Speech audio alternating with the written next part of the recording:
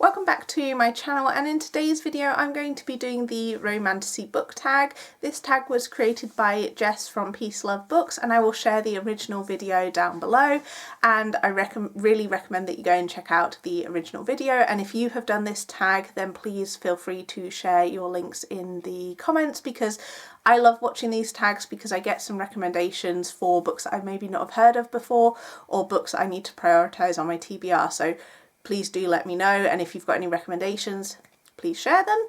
So I haven't really been reading a lot of fantasy, but the past few months I have really started to get back into the subgenre and reading a lot more than I have been in the past, and I thought this tag would be a good way to kind of share what I've been reading recently, what I'm looking forward to, and obviously it's a good opportunity for you to share your recommendations with me as well. So we're just going to dive straight in with the questions, and the first question is your gateway book into the romantasy genre. So as I say, I started reading romantasy quite a few years ago, and then I kind of fell out of love with the genre. I think maybe I got overread with them and read too many in one go and kind of got a bit burnt out. So I hadn't read fantasy romance for quite a while, but some of the books that I read very early on, I read the Throne of Glass series, or I haven't even completed the whole series, to be honest. I've read, I think, up to book 5, and I then kind of, as I say, lost interest in the genre as a whole.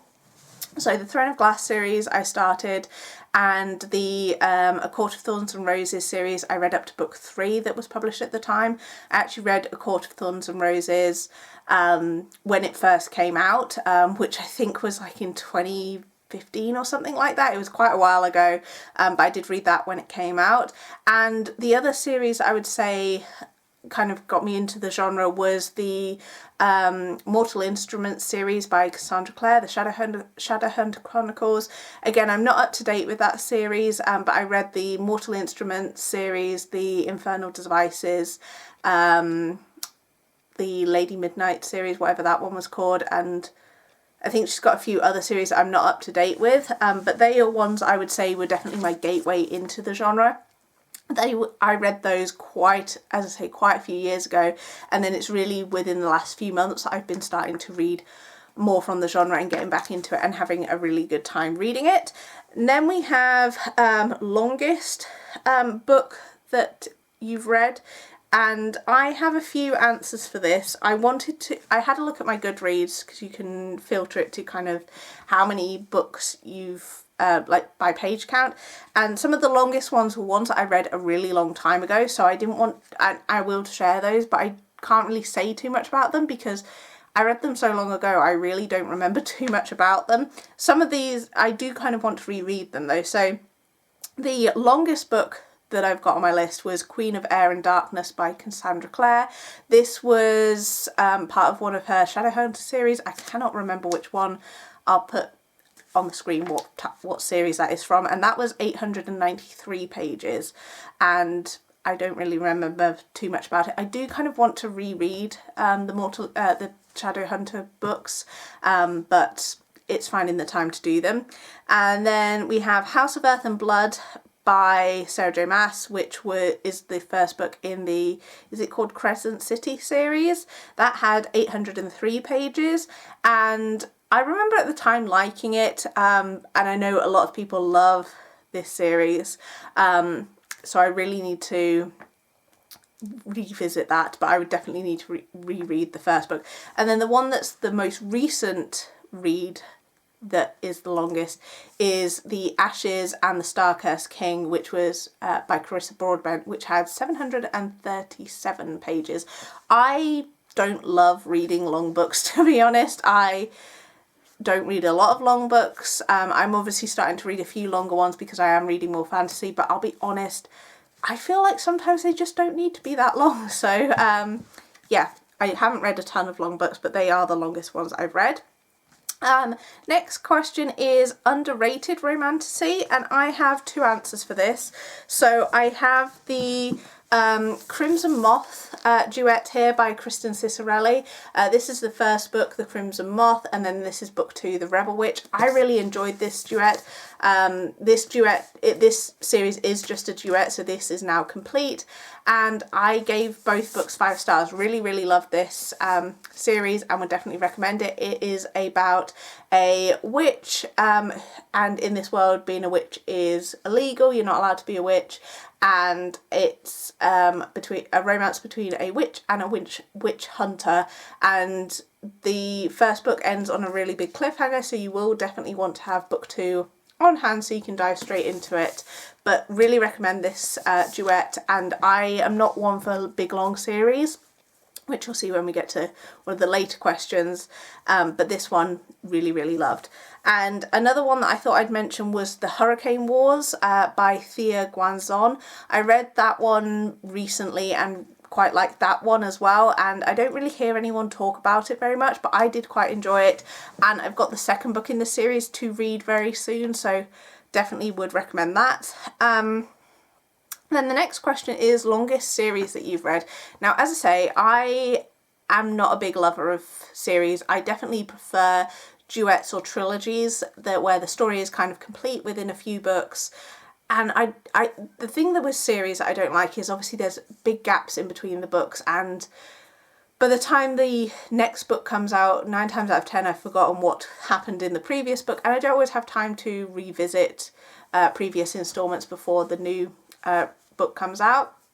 So for that reason I don't necessarily love long series. So as I said, I started the Throne of Glass series, I got up to about book 5, and the Mortal Instruments, or the Shadowhunter Chronicles, I've read quite a few of the books in there. So in terms of longest series, they are some of the longest ones that I've read.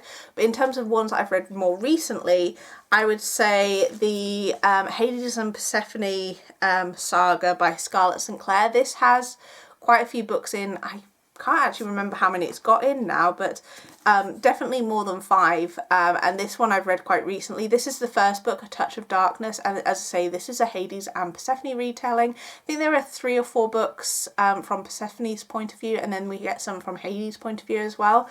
I do really enjoy this series, and it's definitely worth a read if you like retellings, and yeah, love this one. Would definitely recommend it. Some of the later books aren't necessarily as good as the first ones, but it is overall a good series, one that I would recommend. Then we have favourite overall romance, and I have to mention Belladonna by Adeline Grace. I really enjoyed the romance in that book. The romance between, can't remember her name, but the main character from the first book, because the last book does have a kind of different characters' romance, but definitely the romance from the first book, I really enjoyed that, and I would definitely recommend that. It is a young adult series, and it follows a character that can see death, and it is her romance with death, and yeah, I really enjoyed that one. Then we've got favourite covers. There are so many covers that are absolutely beautiful, so I've selected 3 that I think are really stunning. I've not read any of these books yet. 2 of them aren't even released yet, but these covers are really pretty in my opinion. So we have The Rose Bargain by Sasha Payton Smith, and that one I really like because it's got a lot of pink on. I love pink. Pink is one of my favourite colours, so I am always very attracted to pink covers, and I think that one is really pretty. This one I think has got kind of Bridgerton vibes. That's what it says in the synopsis, so I'm really excited to get into that one. I do have that book on hold from the library. And then we have A Steep and Savage Path. This one I really like the cover of. It's quite simplistic, but I like how it looks with the colours, the colour combination. And it, as I say, it is quite a simplistic design, but I think it is really pretty. And this one I think is going to feature vampires, which I'm also really excited about. I love vampire books, so can't wait for that one. And then we have Fearless by Lauren Roberts. Again, this one is another one that has a bit of pink on the cover. Absolutely love the covers for this series as a whole, but this one I'm really excited for. And I'm excited for this book in general, and then this cover is beautiful. I've ordered the Waterstones exclusive edition, which I think comes with pink sprayed edges, which really excited for that. Then we have all-time favourite authors. So for me, because I'm kind of getting back into the genre, it's kind of hard to say who are my all-time favourite authors because I haven't read as much as I would like to, but some of the authors that I'm really excited to read more from. Lauren Roberts, as I said, I'm really enjoying reading the Powerless trilogy at the moment. I'm currently reading Reckless and really enjoying it, and Fearless comes out within the next few months, which I'm really, really excited for. I'm not sure if she's written anything else, but I will definitely be picking up anything else that she writes. I really love her writing. It's very easy to follow. Adeline Grace is another one who I've read the Belladonna trilogy, and she has another series that I really want to dive into. She is definitely an author that I will be keeping an eye out on future books of. And Carissa Broadbent is an author who I've recently read and cannot wait to read more of.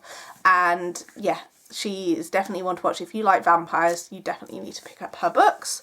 Then we have Last Romantasy That You Read, and for me that was Serpent and Dove. I can't remember the author's name, so I will insert a picture of the cover so you can see. This one was a YA book, and it has very similar vibes to the Crimson Moth series in terms of we do have a witch and a witch hunter, and it is their romance. They kind of end up in a forced marriage situation. And I really like the banter between the two characters and how their feelings slowly developed. And yeah, this one I definitely recommend. I've got the second book on order from the library and I cannot wait for it to come in because I'm desperate to find out what is going to happen with the rest of the story. I think this one is just a trilogy, which is kind of perfect for me. As I said, I don't love long series. And next we have top 3 on your TBR. So there are so many books that are on my TBR. I've already mentioned some of them in my favourite covers. They're on my TBR. But ones that I've not mentioned, we've got Songbird and Heart of Stone by Carissa Broadbent. That's the next book in the Crowns of Nyaxia series. Cannot wait to get my hands on this one. I am #1 in the queue for the book at the library, and I think it's due back at the end of the month, so I cannot wait for that one to come into my hands. Quicksilver by Callie Hart. I have heard so many good things about this book, and I have had this one on hold at the library, and it's been on hold for ages because it's really popular, and I think hopefully that might come in soon as well.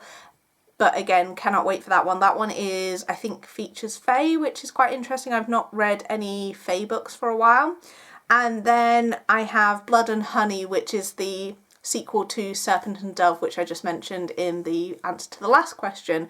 As I said, I really desperately want to continue on with this series and find out what's going to happen to these characters. And then last question is favourite Romantasy content creators. So I don't watch any content creators that just talk about Romantasy books. Because I don't just read Romantasy books, I read all subgenres within the romance genre and also other genres as well. And so I like to watch content creators who, again, read similar things to me in terms of they don't just focus on one genre, they do read other genres. But 4 content creators that I would love to mention. So we have Jess from Peace Love Books, who obviously created this tag. I love her content. She reads so many books, and again, she reads from a lot of different subgenres. She is reading a lot of fantasy romance at the moment, as well as dark romance. I don't read a ton of dark romance, but I do pick up the odd book, so I really love her recommendations. Tori from A Novel Life is, again, someone who reads a lot of fantasy romance at the moment, and dark romance, that is what she's reading a lot of at the moment. Jen from The Book Refuge reads, again, a wide variety of genres. She does read fantasy romance, but I would say she reads a lot more contemporary books, and I love her recommendations. She does a lot of different recommendations. If you're looking for a particular trope or subtrope or something that's quite niche, she probably has a video on it. She does a lot of recommendation videos. And then there is Christy from Christy Reads a Lot. She, again, reads lots of different subgenres. I get a lot of historical romance recommendations from her, as well as fantasy romance recommendations. She also does historical fiction as well. and which I love to see. So they are some of my favourite content creators. They're the ones that I watch the most, and get so many different recommendations from them. A lot of the books that I've shared on this list, one of them have probably talked about. So I hope you guys enjoyed this video. As I say, if you have done this tag, please share your video in the comments, because I would love to check them out and get some more recommendations. And I will see you guys in my next video.